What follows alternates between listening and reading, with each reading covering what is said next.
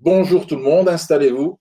Prenez une bouteille de vin si vous avez envie. Moi, j'en ai ici. Je ne vais pas ouvrir ça maintenant, on fera ça tout à l'heure. Bon, le thème d'aujourd'hui, ça va être comment choisir son vin sans se prendre la tête. Donc, le but de cette conférence, déjà, à titre personnel, c'est de passer un petit peu de temps et de partager un peu ma passion. J'espère que chez vous, vous allez bien. C'est vrai que d'habitude, moi, je fais des animations à l'extérieur avec évidemment des groupes.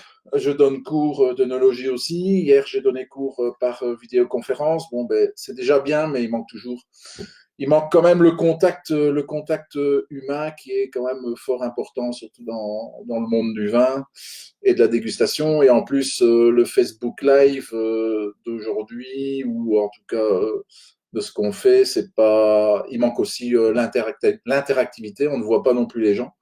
Donc, il y a quand même des posts qui sont déposés, mais on ne voit pas les gens. Donc, je ne sais pas qui se trouve derrière.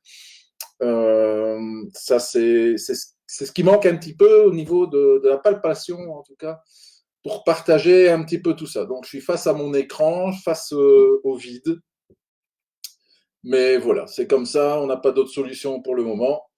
Et j'ai décidé de faire ces petites capsules vidéo. Je vais essayer en tout cas de ne pas dépasser une demi-heure, de trouver des petits thèmes sympathiques et de faire de l'apprentissage sans se prendre la tête, sans utiliser forcément des termes techniques. Et en tout cas, je vais essayer de vous apprendre quelques notions. Bon, je vais commencer à l'heure parce que je vois qu'il est déjà 8h12, donc j'ai perdu un petit peu de temps avec la technologie. Veuillez m'en excuser. Donc, je vais commencer. Donc, le thème, c'est comment choisir et acheter son vin. Vous faites peut-être partie de ces gens qui sont totalement perdus face à l'immensité et du choix du vin lorsque vous vous trouvez, ne fût-ce que soit en grande surface ou chez votre caviste, il faut savoir que quand on est devant le rayon vin, on choisit le fromage en moins d'une minute. Généralement, on prend le fromage, on sait ce qu'on a besoin, on connaît, ça va très très vite, mais par contre, quand il s'agit de se trouver devant le rayon vin en grande surface chez votre caviste, etc., c'est moins évident, même si c'est vrai que de plus en plus, les rayons sont quand même structurés, mais c'est pas si évident que ça. Et au final, on passe en moyenne 6 minutes devant ce rayon et parfois, qu'est-ce qui se passe? On part totalement en bredouille parce qu'on ne sait pas quoi prendre, donc, ou alors on prend totalement au hasard et évidemment, quand on rentre à la maison et qu'on déguste le vin, on se rend compte que ça ne suit absolument pas avec le plat. Donc, je vais essayer aujourd'hui de vous donner quelques conseils pour naviguer avec aisance dans votre rayon vin ou bien chez votre caviste. J'espère que tout va bien chez vous. Je vais regarder si bon, il n'y a pas spécialement de message pour le moment, ça n'a pas d'importance. N'hésitez pas à poser des questions si le besoin s'en ressent. Bon, alors, c'est vrai qu'il y a différents canaux de d'achat vin qui s'offrent à nous. Évidemment, on a le canal, comme je viens de le dire, des grandes surfaces. Mieux, j'espère que vous allez de temps en temps chez votre caviste, ou alors vous allez chez votre vigneron lorsque vous êtes en vacances. C'est pas plus mal non plus. Ou alors, vous achetez en ligne. C'est vrai que là, en ce moment, comme on évite de sortir et que nous devons rester à la maison, c'est peut-être un canal d'achat qui peut-être a pris un peu plus d'ampleur que d'habitude. Malgré tout, même en commandant en ligne ou bien lorsque vous vous trouvez dans un rayon, c'est vrai que les offres sont quand même nombreuses et c'est pas facile de s'y retrouver. Alors, c'est vrai que les vins sont quand même classés. Heureusement, il y a un classement qui est fait. Alors, comment c'est classé? On a évidemment le classement classique des vins rouges, les vins blancs, les bulles, et puis on a aussi une catégorie où on a les vins doux. Donc ça, c'est un premier classement. maintenant, c'est vrai que les rayons vin sont aussi un petit peu plus structurés. On peut retrouver des petites plaquettes qui vont vous indiquer des indications supplémentaires comme la région. Hein, donc, si vous êtes en Champagne, l'Alsace, la Loire, etc., ou une région viticole du monde. Donc, ça peut être une indication. Donc, ça va être un classement. Après, si vous allez chez votre caviste, vous pouvez aussi avoir des classements dans le même style ou des classements qui vont peut-être être un petit peu différents, peut-être des classements sur le style d'un vin, peut-être des classements en fonction des cépages, etc. Mais est-ce que c'est suffisant pour vous aider? Ben, pas nécessairement. Donc c'est vrai que si vous prenez un vin de Bordeaux, si vous prenez un vin du Sud-Ouest, si vous prenez un vin du Rhône, si vous prenez un vin de la Loire, est-ce que vous connaissez les goûts qui sont représentés dans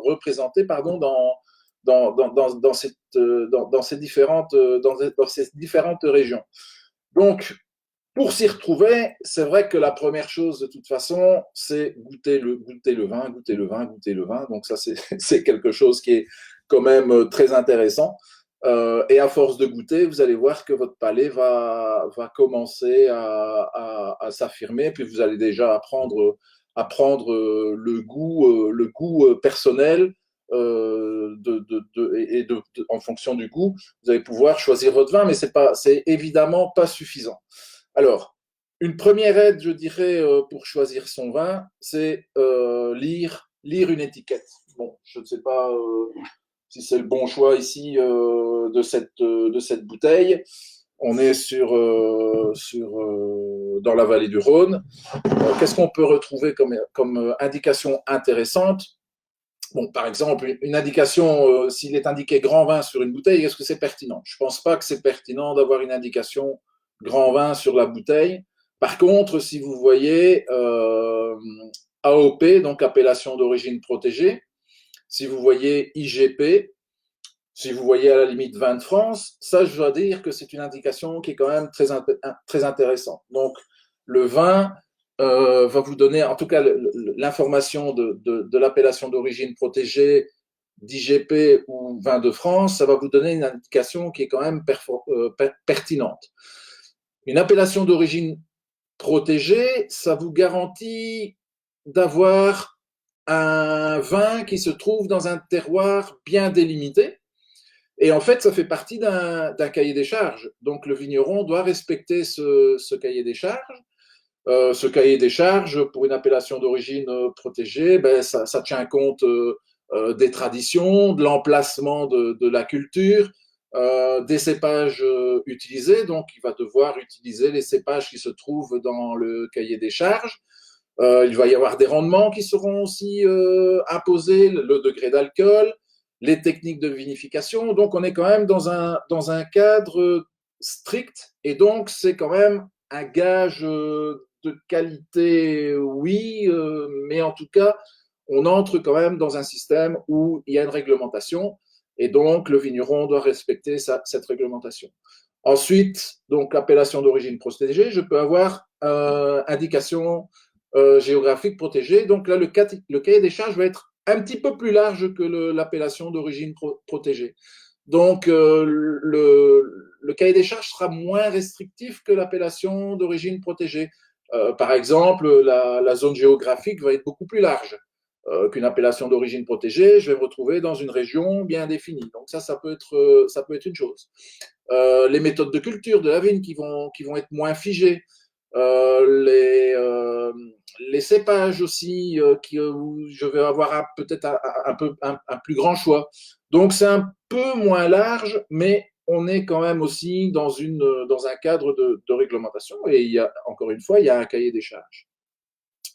Alors ensuite, on peut trouver les vins de France. Vins de France, c'est une dénomination qui est assez récente. Avant, c'était les vins de table. Alors, est-ce que pour autant l'appellation, enfin l'indication vin de table, est-ce que c'est négatif? J'ai tendance à dire que non. Disons qu'il faut se renseigner. il faut se renseigner sur la bouteille que vous allez déguster. Donc, vin de France, en fait, par rapport à l'appellation d'origine protégée et l'indication géographique protégée, où on était dans un cahier des charges, vin de France, eh bien, c'est par exemple le vigneron qui ne veut pas être dans un cahier des charges, en tout cas d'être dans quelque chose de trop restrictif, et de ne pas utiliser par exemple les cépages qui se trouvent dans le cahier des charges.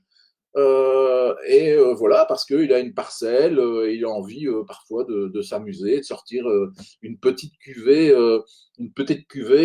qu'il a envie de faire lui-même, et il ne sera pas dans l'appellation d'origine protégée, et donc il va devoir mettre vin de France sur la bouteille. Mais c'est pas pour autant que le vin est moins bon, ou en tout cas moins qualitatif, parce que certains vignerons vont vraiment travailler correctement sur leur vigne, et ils vont sortir au final une bouteille qui est exceptionnelle, mais peut-être avec des quantités moindres, il peut sortir quelque chose de qualitatif. Donc c'est pas parce qu'il est mis vin de France que la qualité va être moindre. Donc là, moi, ce que je vous conseille de faire, c'est peut-être d'aller sur Internet, ou bien, si vous connaissez le vigneron, tout simplement de discuter avec lui pourquoi il a sorti une bouteille en vin de France, et pourquoi il n'a pas voulu rester dans l'appellation d'origine protégée, par exemple. Bon, en règle générale, le vigneron a une gamme de vins d'appellation d'origine protégée. Et puis voilà, comme je viens de l'expliquer, il a envie de faire sa petite mixture, entre guillemets, et il a envie de sortir un vin et de sortir un petit peu des sentiers battus. Donc ça, c'est une indication qui est quand même intéressante. L'appellation d'origine protégée, IGP, vin de France, bon, il y en a d'autres, je ne vais pas tout détailler ici, ce n'est pas le but, parce qu'on peut en parler pendant un long moment. Alors, qu'est-ce que vous pouvez retrouver comme indication aussi sur une bouteille? C'est la petite feuille verte, je ne sais pas si vous avez déjà vu, le symbole, c'est le symbole européen, pour dire si le vin, il est bio. Donc, il y a plein d'autres aussi logos qui peuvent apparaître sur la bouteille. Vous pouvez avoir un logo comme Démeter, Biodivin. Biodivin, oui, je dis bien. Là, on est en agriculture biodynamique et biodynamie. Donc ça, c'est une indication qui est intéressante. Je ne vais pas rentrer dans le thème aujourd'hui, parce que ça peut durer 3 heures rien que parler sur le bio. En plus, je m'intéresse fortement à ça depuis un petit moment. Et il y a matière à discussion. Donc, mais sachez quand même que c'est une indication qui est quand même intéressante de savoir si le vin, il a été, s'il est bio ou pas. Donc, en 2 mots, un vin bio, c'est un vin qui est issu de l'agriculture biologique, comme son nom l'indique, et issu de vignes qui n'ont pas reçu de produits chimiques ni d'intrants. Donc, jusqu'avant 2012, on pouvait avoir des vignes qui étaient bio, mais avant 2012, lors de la vinification, on pouvait quand même utiliser quelques produits. Mais depuis 2012, l'Europe a quand même mis halte là, et depuis 2012, le symbole bio qui se trouve sur la bouteille, ça veut dire que on est en bio au niveau de la vigne, mais on est aussi en bio au niveau de la vinification. Donc ça a quand même, c'est une réglementation, ça a quand même son importance. Il faut savoir que pour avoir le symbole bio, le vigneron doit être à un passage, je vais dire, un peu obligé de contrôle. Ça dure 3 ans avant de pouvoir mettre le symbole bio. Donc, c'est quand même une étape qui est quand même assez longue pour le vigneron. Donc ça, c'est pour les vins bio. Et donc, je parlais de vins biodynamiques et biodynamie. Donc là, on entre dans quelque chose qui va encore plus loin. Non seulement les vignes ne sont pas traitées avec des intrants, des produits chimiques, etc., mais le vigneron, va utiliser des préparations à base de plantes infusées. Il va travailler aussi ses vignes en fonction du mouvement des astres. Donc ça, c'est quelque chose qui est assez un petit peu lunaire, c'est le cas de le dire, mais voilà. Donc là, le vigneron qui travaille de cette manière, il faut savoir que le vin que vous allez trouver dans la bouteille, vous avez quelque chose qui est pas presque naturel, on va dire, mais en tout cas, euh, quelque chose qui est bien fait, parce que lorsque le vigneron, qu'il soit en bio ou travailler en biodynamie, il faut savoir qu'il faut quand même avoir une hygiène qui est très très stricte, et donc que ce soit au niveau de la vigne, des vendanges, etc. Il faut quand même que tout ça soit traité de façon professionnelle, et en tout cas avec une hygiène qui est parfaite, sinon ça n'a pas de sens. Ça n'a pas de sens. Euh, donc ça, ce sont des indications qu'on peut trouver sur la bouteille. Après, votre critère de choix, il peut être basé aussi sur tout simplement qu'est-ce que vous voulez faire avec le vin. Est-ce que c'est un vin que je vais consommer tout de suite, ou c'est un vin que je vais vouloir garder en cave. Donc ça, c'est clair que c'est un des premiers critères aussi que vous devez peut-être au moment de l'achat vous dire, est-ce que je vais garder mon vin, ou c'est juste pour le consommer assez rapidement, c'est-à-dire le soir pour votre repas, ou le week-end, ou tout simplement dans les semaines à venir, parce qu'en effet, l'objectif d'achat ne va pas être le même. Petite parenthèse par rapport à ça, l'achat, faut bien se dire que la plupart des vins que l'on retrouve, je dis bien la plupart des vins que l'on retrouve actuellement dans le commerce, les vins sont généralement bons à boire assez rapidement. Donc ça, c'est quand même important de le signaler. Les vignerons font en sorte que leurs vins peuvent se déguster assez rapidement. C'est-à-dire que si vous allez chez votre caviste, généralement, vous allez prendre la bouteille et vous allez pouvoir la consommer directement. Et le vin devrait être normalement plaisant sans aucun problème.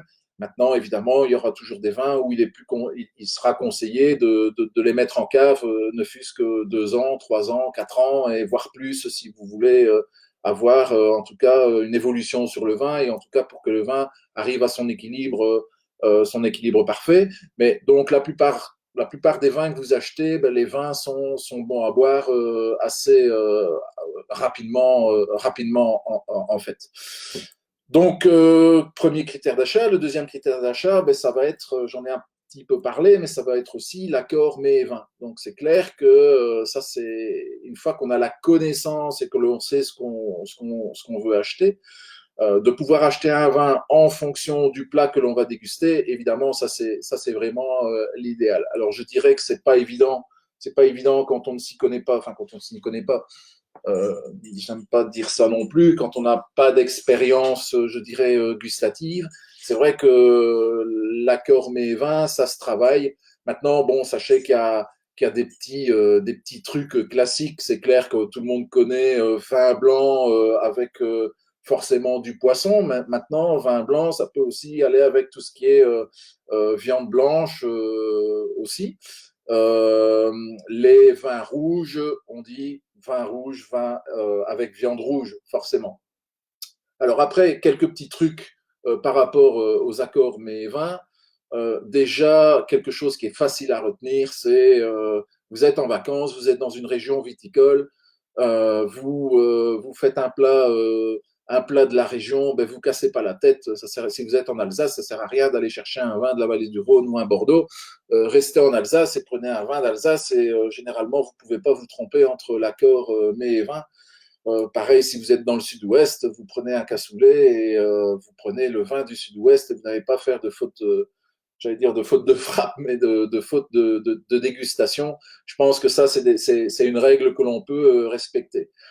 Si vous êtes en Alsace toujours, ben, je vais prendre l'exemple du fromage, il y a le Münster en Alsace. Eh bien, vous prenez un Gewürztraminer il va fonctionner parfaitement bien avec votre fromage au niveau de la dégustation. Donc, ça, c'est quelques petites règles au niveau de l'accord mets et vin. Sachez aussi qu'on travaille aussi en puissance dans l'accord mets et vin. C'est-à-dire que si vous avez un plat qui est léger, donc je suis en bas de mon échelle, si on schématise un petit peu avec une échelle, donc si on fait un accord mets et vin, eh bien, si vous avez un plat qui est léger, eh bien, vous prenez un vin qui est léger.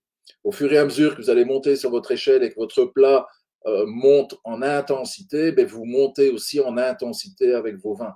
Donc pour finir sur des choses qui sont extrêmement charpentées au niveau des vins, avec un Bordeaux, ben, vous allez mettre une côte à l'os grillée en association, et ça va bien fonctionner. Si vous restez sur des plats légers, je ne sais pas moi, un plat de crustacés, d'huîtres, etc., vous allez rester sur des vins blancs qui seront légers. Vous n'allez pas prendre des vins qui seront plus structurés, voire plus onctueux. Maintenant, si vous êtes sur des plats de poisson en sauce, etc., donc là, on peut monter sur l'échelle et sur le style de vin et d'utiliser des vins blancs qui vont avoir un petit peu plus de structure, un petit peu plus de complexité au niveau de la bouche, etc., pour que ce soit en accord avec votre poisson. Vous faites la même chose avec les viandes, c'est-à-dire que si vous avez des plats qui sont légers en viande, ben vous allez avec des vins rouges qui sont légers. Vous êtes dans le Beaujolais, par exemple. Après, vous montez un petit peu en intensité au niveau de la viande. Vous pouvez aller sur la Loire avec des saumures où on va avoir une tannicité qui sera un petit peu plus prononcée, même si on n'est pas encore sur des tanins extrêmement forts. Et puis, comme je le disais, si vous arrivez sur des viandes grillées, etc., vous allez sur des vins rouges qui sont plus tanniques. Faites confiance aussi quand vous achetez, si vous allez chez votre caviste, n'hésitez pas à poser des questions à votre caviste et je pense qu'il est à même de bien vous conseiller aussi. Alors le facteur prix, je dirais que a son importance aussi. Bon, c'est pas parce qu'on met des prix importants au niveau du vin que le vin va nécessairement être meilleur. C'est vrai qu'il y a quand même une échelle de prix. Moi, personnellement, j'ai les prix en dessous de 8, 9 euros là, au niveau des vins, et puis entre 9 et 16 euros, et puis voilà, on peut aller au-delà de 16 euros. Et donc, j'ai vraiment trois styles, vite fait comme ça, trois styles de vin. Donc, en dessous de 8 euros, généralement, ce sont des vins qui sont très accessibles, qui sont faciles à boire. Donc, ça, on va se trouver dans cette gamme de prix. Si vous êtes entre 8, 16 euros, on va déjà tomber sur des vins où il va y avoir un petit peu plus de complexité, un peu plus de style aussi. Sur des vins solaires, des vins, je dirais, avec beaucoup plus de matière et beaucoup plus de complexité. Et lorsqu'on avale le vin, on a peut-être une longueur qui est beaucoup plus importante aussi au niveau de la dégustation. Donc là, on est entre 8, 16 euros, voire un petit peu plus. Après, quand vous dépassez les 20 euros, ben, généralement, ce sont des vins, évidemment, des vins peut-être de garde, peut-être à mettre en cave, des vins exceptionnels, etc. Donc je dirais que on a en grosso modo trois zones de prix. Après, évidemment, faites le test. Hein. Je pense qu'il y a moyen de s'amuser, de passer une belle soirée entre amis. Faites l'expérience, vous achetez 5-6 bouteilles à l'aveugle avec des niveaux de prix différents dans différentes régions. Vous mettez un papier alu sur toutes les bouteilles, vous mélangez tout et puis vous essayez de jouer, de retrouver la région, d'y mettre un prix sur la bouteille. Vous allez voir, non seulement vous allez bien vous amuser, mais en plus vous pouvez avoir de très très bonnes surprises ou des mauvaises surprises en disant tiens, ce vin-là coûte 17 euros et au final il a coûté 8 euros. Donc ça peut être très surprenant. Alors, pour revenir un petit peu sur comment acheter son vin, ben, c'est vrai qu'il faut connaître un petit peu le style des vins. Donc, on a les vins blancs, les vins rouges. Si je prends les vins blancs, je vais avoir grosso modo trois styles de vin. Je vais avoir des vins qui vont être des vins blancs qui vont être toniques et fruités. Hein, sont généralement des vins qui sont vifs. Au niveau de la coloration, ça va être plutôt sur des tonalités jaune-vert. Puis je vais avoir des vins qui vont être des vins blancs toujours qui seront un petit peu plus étoffés, un peu plus ronds. Quand je dis un peu plus rond, on va avoir un petit peu plus d'onctuosité en bouche, un petit peu plus de gras. Là, au niveau de la tonalité, au niveau de la coloration, je vais plutôt avoir des vins jaunes paille. Et la troisième catégorie, si je schématise un petit peu, je vais avoir des vins blancs doux, pardon, je compresse, des vins blancs doux, qui, eux, vont avoir ce taux de sucre en bouche qui sera évidemment plus prononcé. Et au niveau de la tonalité, je vais avoir quelque chose un jaune un peu plus ocre. Et si le vin est plus vieux, je vais avoir donc cette tonalité qui sera un peu plus prononcée. Donc ça, c'est les trois catégories, je dirais, pour les vins blancs. Donc retenez vin blanc tonique et fruité, des vins blancs étoffés plus ronds et tout ce qui est vin blanc doux et un peu plus sur le sucre. Alors pour les rouges, je vais avoir un petit peu aussi la même chose. Je vais avoir des rouges qui seront légers et fruités. Hein, donc si on reprend mon échelle là tout à l'heure, je vais être dans le bas de l'échelle.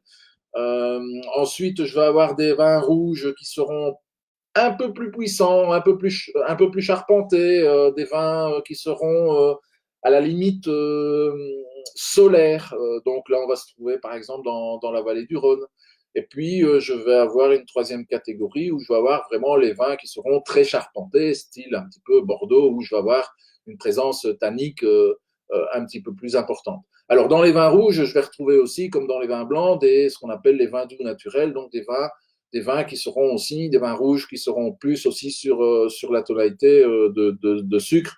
Vous avez tous déjà bu, ça va être un vin du Roussillon, un Rivesaltes, ça peut être un Banyuls, ça peut être important. Donc voilà un petit peu les styles, que ce soit dans les vins blancs et dans les vins rouges. Alors au niveau de la sensation en bouche, je peux avoir évidemment différentes choses qui se passent aussi. Je peux avoir des degrés d'acidité qui vont être différents. Euh, de l'acidité qui peut être plat, mou, frais ou nerveux. Je peux avoir allez, un peu d'onctuosité en bouche. Et donc là, on va dire que le vin est un peu souple, doux, moelleux. Je peux avoir une présence alcoolique. Je peux avoir une présence tannique pour les vins rouges. Donc ça, c'est un petit peu aussi des styles de vin. Alors si je veux simplifier, si je veux un peu simplifier, donc je vais classer ça en 10 profils, grosso modo. Je vais reprendre un petit peu mon échelle. Je vais avoir, si je commence par les vins rouges, je vais avoir des vins rouges qui seront légers et fruités. Je vais avoir des vins rouges qui seront charnus et fruités. Je vais avoir des vins rouges qui seront puissants et charpentés. Je vais avoir des vins rouges qui seront solaires et épicés. Et puis dans les vins rouges, je vais avoir mes vins blancs, pardon. Dans mes vins blancs, je vais avoir des vins blancs qui seront toniques et fruités. Je vais avoir des vins blancs qui seront étoffés. Je vais avoir des vins blancs doux. Et je vais aussi, je n'ai pas parlé des vins effervescents, où généralement, au niveau des vins effervescents, ce qu'on recherche, c'est de la fraîcheur. Donc, je vais plutôt rechercher de l'acidité. Maintenant, si vous allez sur des vins effervescents, demi-sec, voire doux, là, on va aller rechercher plutôt la douceur. Alors, je ne vais pas être trop long, comme je le disais, pour le Facebook Live. Sachez que si ça vous intéresse, vous me laissez votre adresse mail et je vous enverrai une petite plaquette qui va un peu résumer ce que j'ai raconté aujourd'hui et de pouvoir, en tout cas, ce sera peut-être une lecture un petit peu plus simple parce que c'est vrai que tout est balancé ça sur une demi-heure et c'est pas toujours simple. Et en plus, on ne déguste rien parce que l'intérêt de faire ça en vrai au lieu de faire ça par caméra, c'est de pouvoir déguster différents styles de vin et au moins vous comprendriez facilement que la différence entre un vin blanc sec, un vin blanc un petit peu plus structuré, un vin blanc doux et même chose dans les rouges, un vin rouge fruité, un petit peu plus charpenté, solaire et voire très charpenté. Donc malheureusement, on ne sait pas déguster. Ça, c'est dommage, évidemment. Mais je vous invite à me laisser votre adresse mail, je vous envoie cette plaquette et je vous donnerai quelques conseils d'achat et c'est à vous évidemment de faire votre propre expérience derrière. Alors, je vais vous donner quelques régions et allez, de l'achat que vous pourriez faire. Par exemple, si vous recherchez un vin blanc tonique et fruité, si vous êtes par exemple dans la région de l'Alsace, en vin blanc, vous pouvez prendre un Riesling, vous pouvez prendre un Sylvaner. Si vous êtes dans la Loire, vous pouvez prendre un Sancerre. Si vous êtes dans le sud-ouest, un Bergerac. Donc, on va être sur des vins blancs qui seront toniques et fruités.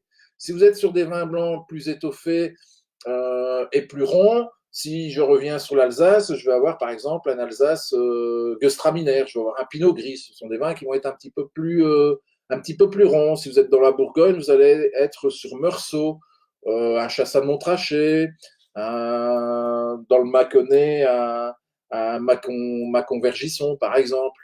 Et tout ce qui est vin blanc doux, ben là, c'est les monts Basillac, c'est du Jurançon doux. Enfin, vous connaissez un petit peu tous ces vins-là. Donc voilà déjà un petit peu quelques idées lorsque vous achetez vos vins et quelques régions. Donc moi, si vous mettez votre adresse mail, j'ai une plaquette avec tous les styles de vin et les régions et les appellations en fonction du style de vin. Donc ça peut être une alternative lorsque vous êtes chez le caviste ou bien si vous devez acheter un vin et que vous trouvez devant un rayon, ben, vous avez quand même quelques idées d'achat en fonction du style de vin que vous avez. Alors, je vais reprendre les vins rouges. Si on est sur des vins rouges fruités et un petit peu charnus, ben, en région, je vais me trouver en Val-de-Noire, ça va être Chinon, Bourgueil. Dans la Bourgogne, ça peut être un Savigny-les-Beaunes. En Côte-de-Provence rouge, vous pourriez avoir un Bandol, par exemple. Donc ça, ce sont des vins où vous allez avoir, ça va être un style plutôt aromatique avec des tanins qui seront modérés, donc de faibles tanins. Si vous êtes dans des vins rouges qui sont un peu plus puissants et charpentés, là on peut partir aussi dans la Bourgogne, mais là on va partir sur des vins de Bourgogne, je dirais, comme des premiers crus, voire des grands crus, où on va avoir un vin qui sera quand même avec une présence tannique, mais des vins qui seront un peu plus puissants, en tout cas d'avoir une charpente. Évidemment, dans le Rhône, tout ce qui est Châteauneuf-du-Pape, Gigondas, ce sont les appellations que vous connaissez, mais ça peut être aussi de très belles appellations comme des côtes-rôties ou de l'Ermitage. Ensuite, des vins rouges puissants, charpentés, ben, vous allez évidemment dans la région de Bordeaux, sur Médoc, la rive gauche, vous avez Pessac-Léognan, sur la rive droite, vous avez Saint-Émilion, Pomerol, etc. Et dans le sud-ouest, des vins qui sont aussi puissants et charpentés, comme Madiran et Cahors. Donc, encore une fois, n'hésitez pas à me solliciter, je vous envoie cette plaquette et au moins vous avez une indication. Je vous avais parlé aussi des vins doux en rouge. Bah, dans le Languedoc, vous avez Bagnols, c'est Rivesaltes, vous avez Maury, vous avez Muscade, du Muscade Rivesaltes, vous avez dans le Rhône, vous avez Beaune de Venise, vous avez l'appellation Rasteau, donc ce sont tous des vins doux naturels. Voilà, j'ai fait un petit peu le tour de ces différentes, cette façon en tout cas de, j'espère vous avoir donné, pardon, ces quelques trucs pour choisir et acheter son vin. Donc n'hésitez pas ben, à me solliciter si vous voulez des conseils d'achat de vin, je suis à votre disposition. Il y a le site internet Aime le vin, vous avez le compte Facebook. Je vous souhaite en tout cas de passer une agréable soirée et j'espère que j'ai été intéressant. Portez-vous bien et à bientôt. Au revoir, bye bye.